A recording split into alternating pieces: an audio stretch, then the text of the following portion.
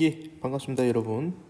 자, 이제 발명 문제 확인과 아이디어 창출 거의 마지막 부분까지 왔는데요.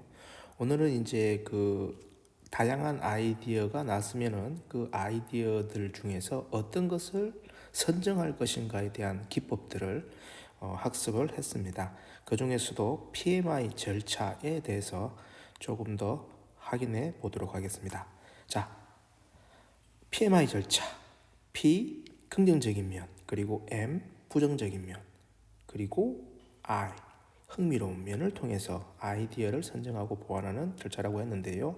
자, 내용 정리해 보면 다음과 같습니다. 제안된 아이디어의 긍정적인 면입니다. 긍정적인 면 먼저 살펴본 뒤에 그 다음에 뭐하죠? 부정적인 면을 살펴봅니다. 그리고 마지막으로 뭐하죠? 긍정적이거나 부정적이라고 할 수 없는 흥미로운 면이라는 거죠. 이것을 통해서 뭐한다? 사고의 방향을 유도하는 기법이 바로 PMI다. 자, 문제 없죠? 간단합니다. 자, 그러면 이러한 것들을 실제 적용을 시켜보는 겁니다. 예, 그래서 이제 PMI 기법을 적용해서 우리 반려견에 대해서 한번 생각을 해봅시다. 반려견. 자, 긍정적인 면 어떤 부분이 있을까요? 아무래도 정서적인 안정감을 생각해 볼 수 있겠죠. 정서적인 안정감. 심한 경우에는 우울증에 빠져 있는 사람들이 우울증을 극복하는 데 있어서도 도움을 준다라는 얘기를 많이 듣게 됩니다. 그리고 이제 가장 흔한 부분에 있어서는 이제 우리의 집을 지킨다라는 것. 이런 부분들을 대표적인 긍정적인 면이라고 생각을 해볼 수가 있고요. 그 다음에 마이너스가 될 수 있는 부정적인 면은 뭘까? 그렇죠. 이게 비용이 많이 듭니다. 반려견을 키우는 데 있어가지고 비용이 많이 드는 그런 좀 부정적인 면이 있고, 더불어서 잘 관리가 안 되게 되면요, 비위생적이고 냄새가 나는 그런 불편함을 가지게 된다는 거죠. 이게 이제 쉽게 생각해 볼 수 있는 긍정적인 면과 부정적인 면이었는데, 흥미로운 면에서는 이제 어떤 게 있을까 좀 생각을 해봤는데, 요 세 가지를 이제 생각해 봤습니다.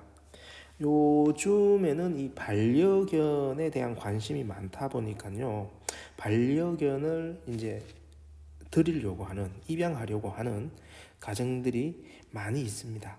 근데 이 반려견이 예상외로 가격이 비싸요. 가격이 비싸요. 그런데 꼭 필요한 순간이 있을 거란 얘기죠. 꼭 필요한 순간.